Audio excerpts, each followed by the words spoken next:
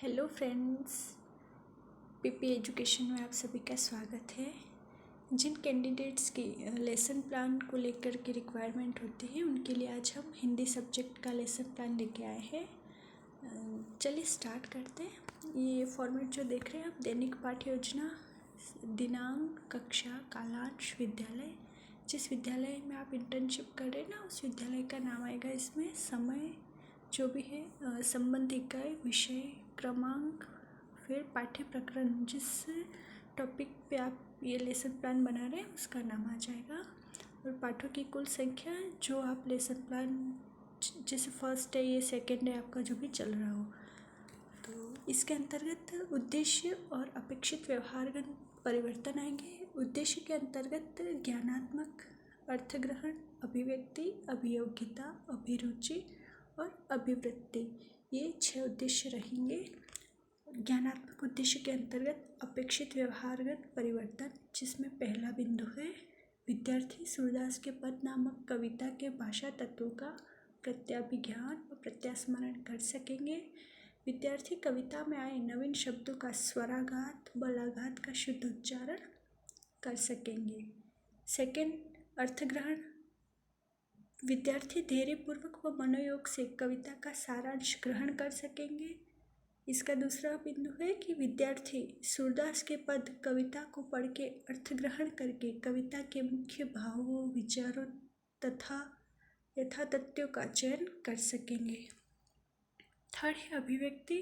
इसके अंतर्गत विद्यार्थी सुश्रव्य वाणी में कविता का पाठ करके अपनी मौखिक अभिव्यक्ति प्रस्तुत कर सकेंगे।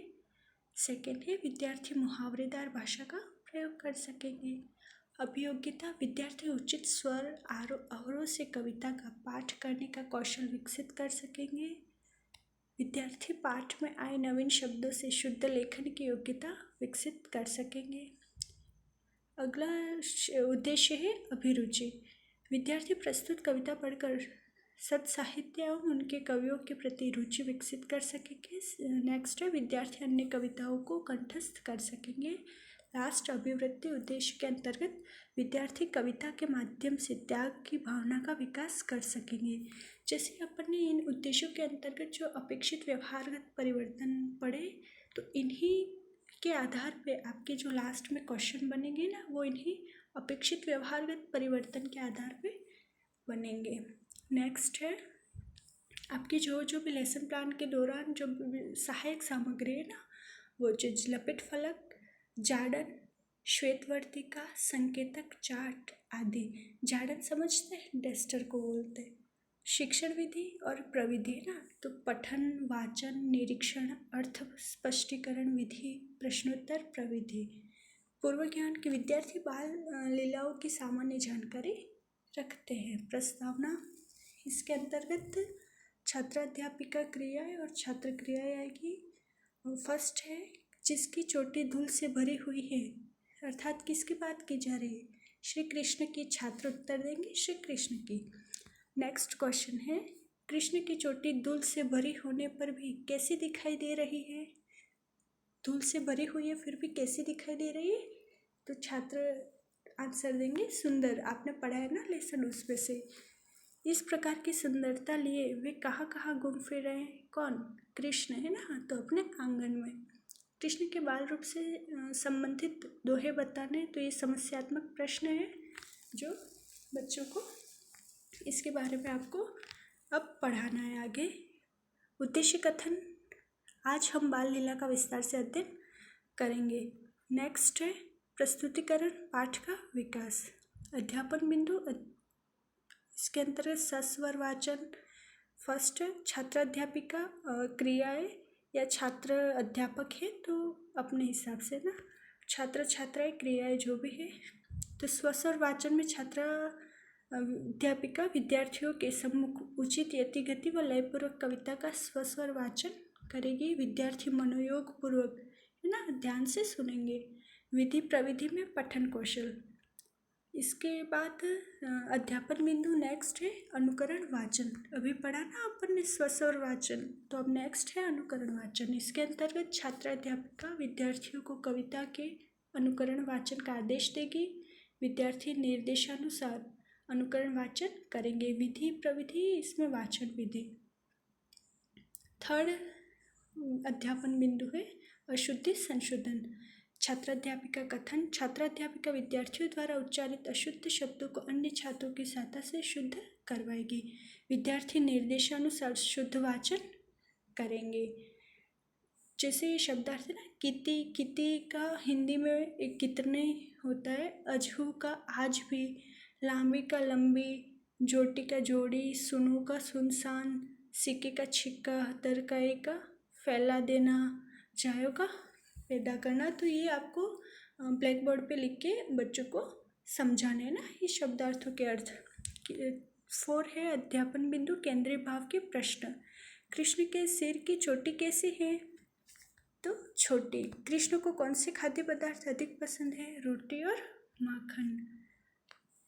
गोपी यशोदा से क्या कहती है? कृष्ण ने मेरा माखन खा लिया, ये कहती है ना गोपी। सूरदास ने जहाँ कृष्ण के इस रूप का वर्णन किया है, किस रूप का वर्णन किया है सूरदास जी ने कृष्ण के? तो बाल रूप का। फिर श्याम पट्ट पे आपको क्वेश्चन लिखना है ना कि किसने श्री कृष्ण के बाल रूप का वर्णन किया है, तो फिर बच्चे बताएंगे उस हिसाब से। विधि प्रविधि प्रश्नोत्तर विधि। काठिन्य निवारण। छात्राध्यापिका कथन, ठीक है। छात्राध्यापिका श्याम पट्ट पे कठिन शब्दों के अर्थों को लिख के प्रस्तुत करेगी और विद्यार्थी अपनी अपनी अभ्यास पुस्तिका में लिखेंगे। जैसे अजहूत, आज भी, सुनो, सुनसान, जायो, पैदा करना। विधि या प्रविधि अर्थ स्पष्टीकरण। पुनः स्वस्वर वाचन। छात्राध्यापिका कथन। छात्राध्यापिका कविता का पुनः उचित यति, गति व लय पूर्वक वाचन करेगी और विद्यार्थी कविता का मनोयोग पूर्वक सुनेंगे। विधि या प्रविधि पठन विधि। नेक्स्ट है भाव विश्लेषणात्मक प्रश्न। छात्राध्यापिका कथन के अंतर्गत कि मैया कभी बढ़ेगी चोटी में, मैं चोटी बढ़ने की बात कौन कह रहा है ना, कि मैया कभी बढ़ेगी चोटी की। कृष्ण कह रहे हैं कि मैया मेरी चोटी कब बढ़ेगी, तो इसमें चोटी बढ़ने की बात कौन कह रहा है? तो कौन कह रहे हैं? श्री कृष्ण। शब्दार्थ है इसमें कि मैया मीन्स माँ या फिर माता, कभी, कब। नेक्स्ट क्वेश्चन है कि चिर जीवो दो भैया में किन दो भाइयों की बात की गई है? श्री कृष्ण व उनके भाई बलराम की। तो दो मीन्स दोनों, भैया भाइयों या भाई, है ना। फिर नेक्स्ट है कि तेरे लाल मेरो माखन खायो में तेरे किसके लिए प्रयुक्त हुआ है ना। तेरे शब्द ये जो किसके लिए प्रयुक्त हुआ है? तो यशोदा जी के लिए। तो शब्द का अर्थ है तेरे, तुम्हारा। फिर तेरे लिए लाल, लाल का अर्थ होता है पुत्र। खायो मीन्स खाया। नेक्स्ट है कि सूरदास ने किस भाव से कृष्ण की लीलाओं का वर्णन किया है? भक्ति भाव से किया। श्री कृष्ण की बाल लीलाओं का वर्णन भक्ति भाव से किया गया सूरदास जी के द्वारा। नेक्स्ट अध्यापन बिंदु है संभाव्य पद। वा छवि को रस खानी बिलोकत, भारत काम कला निज कोटि, काक के भाग बड़े सजनी हरी, हाथ सो ले गयो माखन रोटी। नेक्स्ट है नवा सौंदर्यानुभूति एवं तुलनात्मक प्रश्न। बालक कृष्ण की बाल लीलाएं कैसी हैं? तो कैसी हैं आप सभी को पता है, रिझाने वाली। नेक्स्ट है कि कृष्ण के इस रूप को देखकर कौन तीनों लोग वारना चाहते हैं? तो रसखान जी हैं वो। कृष्ण के इस बाल रूप को देख के तीनों लोग वारना चाहते हैं। बालक कृष्ण के हाथ में क्या है? माखन रोटी।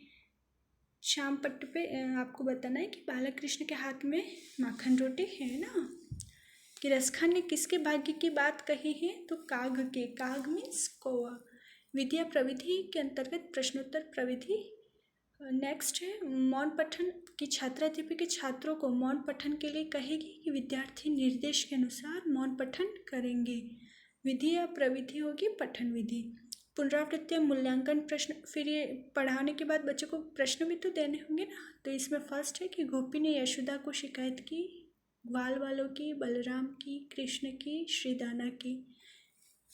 कितनी बार डैश डैश दूध पियत भई यह आज हो है छोटी। नेक्स्ट कृष्ण कैसी चोटी चाहते हैं?